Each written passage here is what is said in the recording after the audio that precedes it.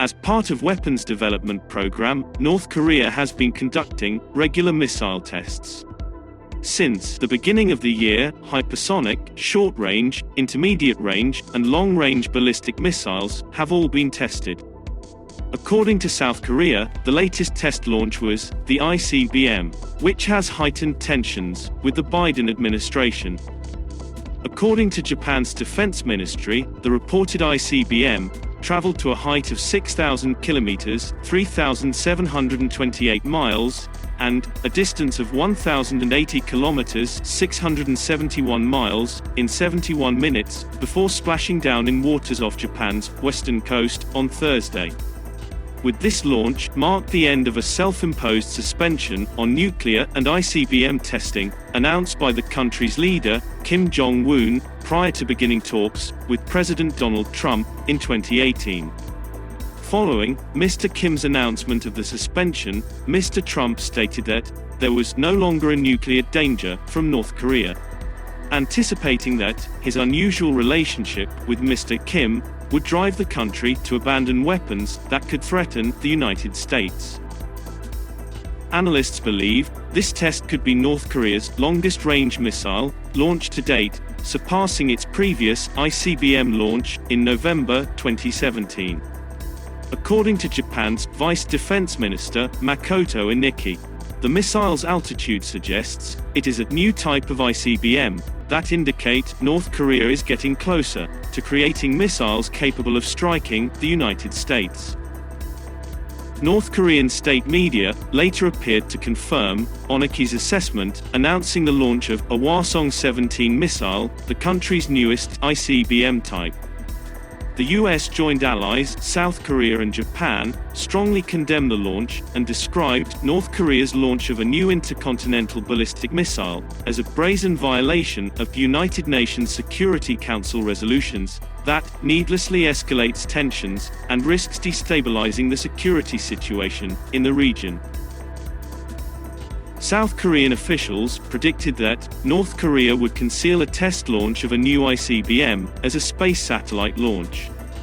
As a result, several UN resolutions restrict North Korea from sending satellites into orbit, owing to the fact that the government has utilized such rockets to manufacture and test long-range ballistic missiles.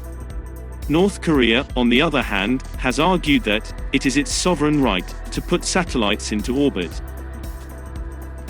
Is it possible for North Korean missiles to cross an ocean and hit an intercontinental target?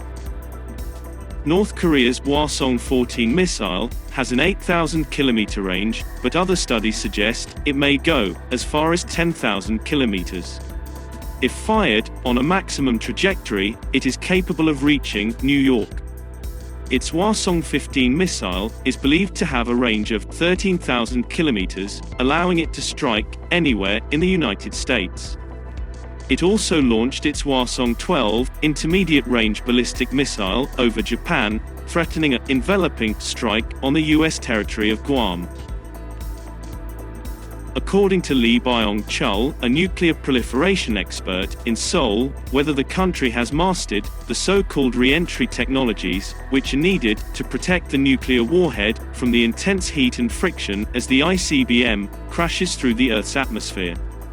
It was unclear whether Thursday's launch had showed any substantial advancements in re-entry technologies, or if it was related to developing a multiple independent re-entry vehicle, or MIRV. When North Korea's newest ICBM, the Hwasong-17, was originally shown during a military parade in October 2020, experts said it was the world's largest mobile ICBM. According to missile analysts, the Hwasong-17 is designed as a MIRV missile capable of carrying multiple nuclear warheads. According to the Arms Control Association, North Korea has 40 to 50 nuclear warheads and could generate enough fissile material for 6 or 7 bombs each year. Significant bargaining tool. North Korea has used nuclear weapons as a significant bargaining tool, developing more powerful ballistic missiles capable of carrying nuclear weapons.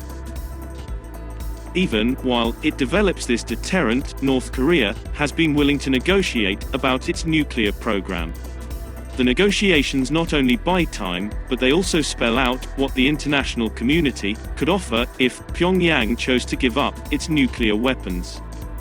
North Korea, as the weakest player in the game, utilizes brinkmanship and provocation to define the negotiations in its advantage and put Washington on the defensive. Thus, there are converging and reinforcing reasons for North Korea to engage in its missile test. Between 2006 and 2017, the country conducted 6 progressively advanced underground nuclear tests.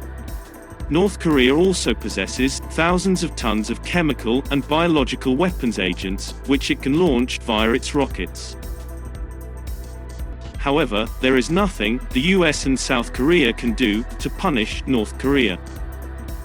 After North Korea's nuclear test and 3 ICBM tests in 2017, the US, China, and Russia put their differences aside to apply harsh sanctions on North Korea. They agreed to prohibit all members of the United Nations from buying any of North Korea's main products, including its coal and iron ore. North Korea has also been barred from importing some of the crude oil it requires for its civilian needs. But this time, the environment surrounding Russia's invasion of Ukraine may operate as a shield for the North Korea, with Russia and China both likely to block any additional sanctions imposed by the US. North Korea planned to test its intercontinental ballistic missile, while the conflict in Ukraine continued. And the current situation shows that the relationship between the US and Russia is at an all-time low. If the US intends to put tough sanctions on North Korea, Russia will not participate in the UN Security Council.